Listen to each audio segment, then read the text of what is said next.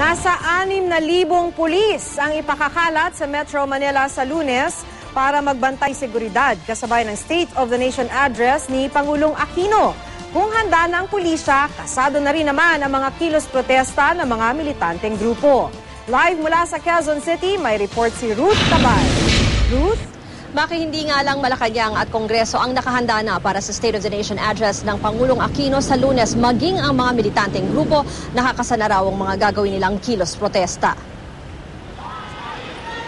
Ngayon pa lang may mga nagpatikim na ng protesta. Sumugod kanina sa Mendiola ang women's group na Gabriela. Hinaing nila tila wala raw konkretong programa ang Administrasyong Aquino ukol sa mga kapakanan ng kababaihan. Isa na raw dyan ang kawalan ng magandang serbisyong pangkalusugan. Yun na nga lang sanang serbisyong pangkalusugan na pwedeng ma-access ng kababaihan, lalo na ng mga mahihirap. Yun ay unti-unti pang gustong bawiin at lahat-lahat ng gobyerno. Hindi naman dinadagdagan sa esensya ang budget sa serbisyong pangkalusugan ng administrasyon.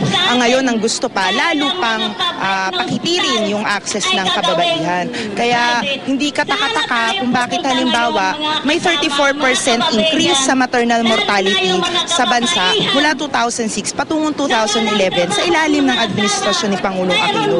Patunay ito na lalo lang napapahamak ang kababaihan sa mga programa ng pamahalaan. Ang grupong Courage naman, pinoprotesta ang government privatization plan. Oras daw na maisa pribado ang ilang ahensya ng gobyerno, nanganganib daw na mawalan sila ng trabaho. Ang grupong Bayan abala na sa paggawa ng effigy ng Pangulo na susunugin daw nila sa kanilang rally sa Lunes. Katuwang ng grupo sa paghahanda ang ilang PhilAm volunteers na galing pa sa San Francisco at New York. Two-Face raw, kontrabida sa pelikulang Batman ang gagawin nilang karakter ng Pangulo na may alay na mga bulok na bulaklak sa taong bayan. Tila doble karang katangian na sa isang banda parang nanganawagan daw ng pagbabago, pero sa kabilang banda naman nagpapatuloy pa rin yung marami sa mga patakarang nagpapahirap sa ating mga kababayan. Malaking bagay nga dyan yung sa human rights, yung mga public-private partnership, maging itong problema sa mining. Ang pulisya handa na rin, 6,000 na mga pulis ang ipapakalat sa buong Maynila para matiyak ang seguridad habang naghahatid ng kanyang sona ang Pangulo. Katuwang ang MMDA, titiyakin din daw nila na maayos ang daloy ng trapiko.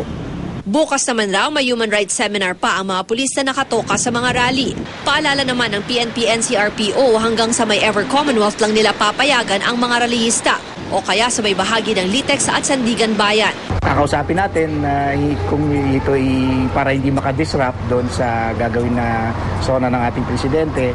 Pangalawa, maximum tolerance po tayo.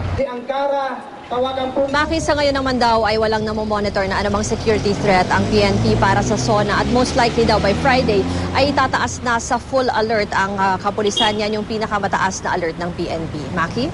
So Ruth, kung wala raw security threat, sabi ng PNP, bakit kailangan ng 6,000 pulis para bantayan ang SONA ng Pangulo?